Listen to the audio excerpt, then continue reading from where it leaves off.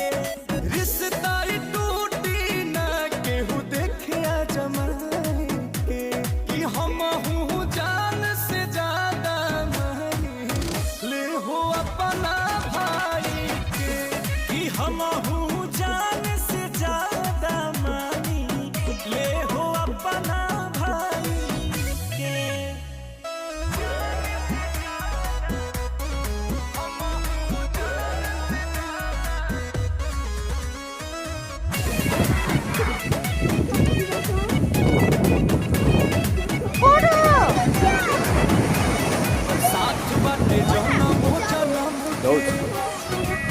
नाचो नाचो नाचो